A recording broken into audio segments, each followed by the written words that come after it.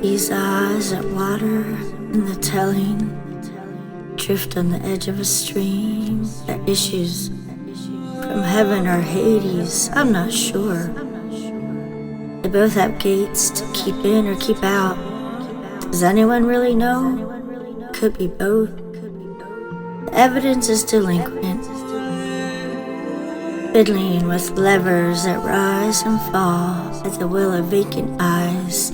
Humans once incandescent, now obscure light from behind the curtain. Dreams woefully mangled into wavelengths, long and aimless, boomerang to ego, like a cat at beating time, nestling ankles. The treasure is not out there in their restless eyeballs. The life you thought was to be lived is to be annealed into a lump of clay and tossed onto the potter's wheel, to be reshaped, retooled into wisdom's golden casing. Only your hands can draw boundaries of chalk and walk across them, sated by the checkpoints behind you and the oasis ahead.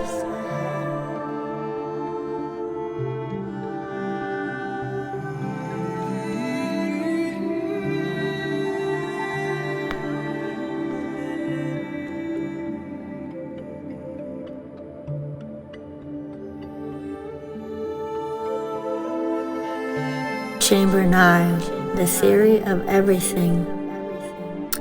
We are to walk a tightrope with a timpani of righteousness banging out its querulous beat. We must be calm, steady, poised, impervious. At our back, vultures crown the sky, ink blots spiraling ever closer to stain the land. 1 foot out, the rope cringes with the weight. Far below, a rattlesnake darts from behind gray rocks. The theory of everything is woven upon the tightrope in code that only an ant could see. Doubtful it would illuminate the ant or any of us. Everything? Really? You mean a theory for everything? And every dimension that ever existed or exists? Do you mean the future too? Is there such a theory that can connect all the dots? Leave nothing out? Even nothing? I wonder where wonder would be found if such a theory materialized.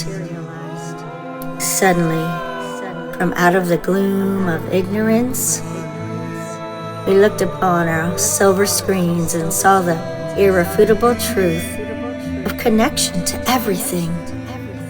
Would any of us understand?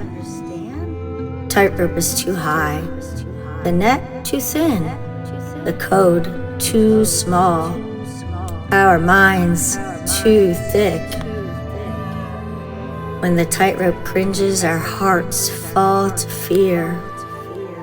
Looking backwards to the wooden platform, that small block of safety with a leaning ladder of Pisa.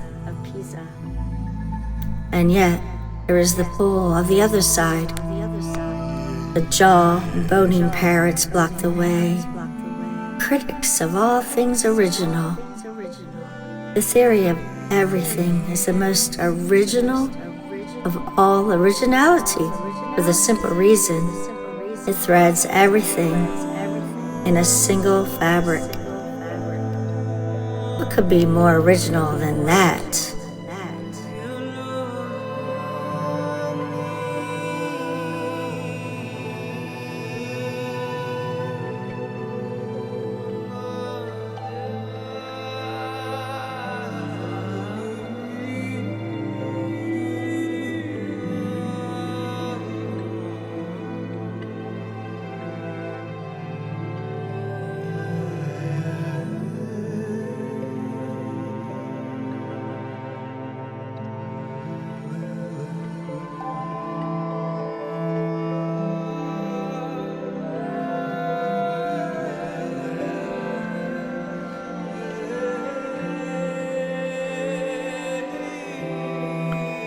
Chamber 10.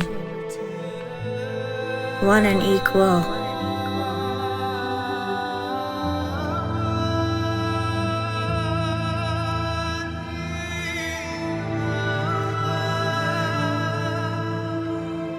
The stories you've been told have made you pray to the sky fixer.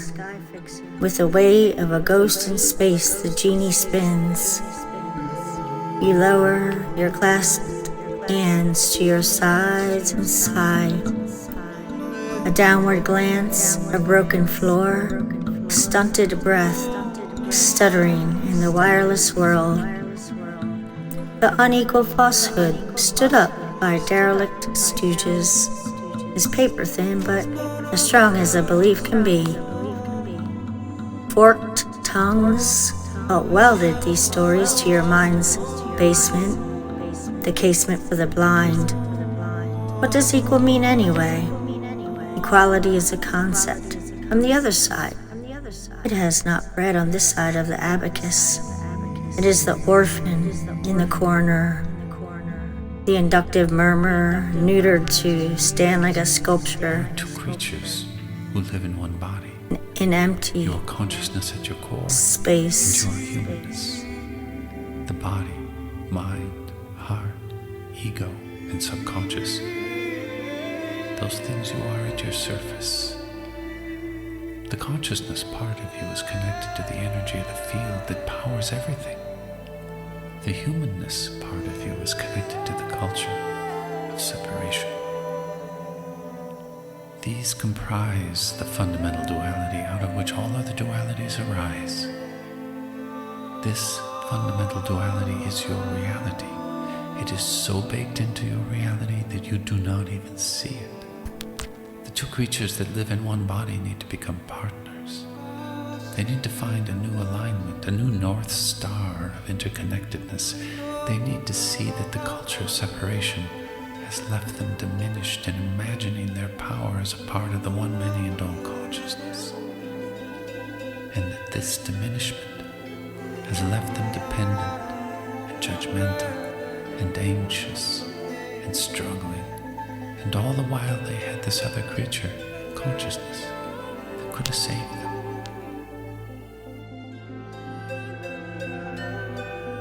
Will save them.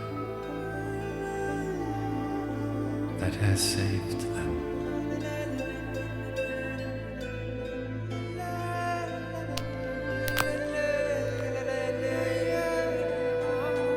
We can see it, touch it, know it in our minds, imagine its purpose, but like a marble eye, it stares back at us, lifeless.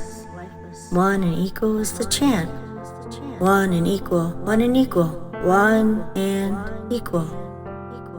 Perhaps it is more a prayer than a chant. Maybe an affirmation? Maybe a hope? Certainly not a mantra. The sky fixer spinning in weightlessness waits for more voices.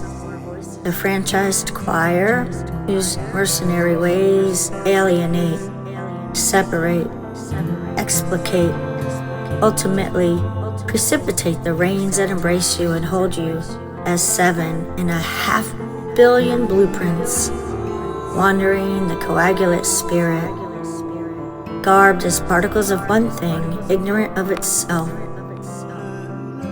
You pledge your fate to the invisible giant whose bowels of confusion constitute your path.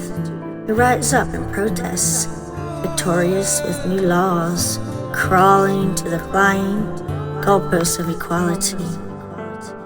The genie sleeps, 3 wishes expressed, lilt on the winds of time. They are: 1. Give us immortal life. 2.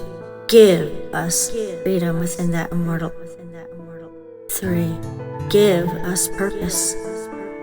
A 4th wish limped behind, whispered in a croaking breath. Give us equality. Give us equality. The genie scowled, its arms green and muscular. There are only 3 wishes. You cannot have more. Do you wish to substitute? The particles, lost in their blueprints, collectively shook one head and crawled their separate ways.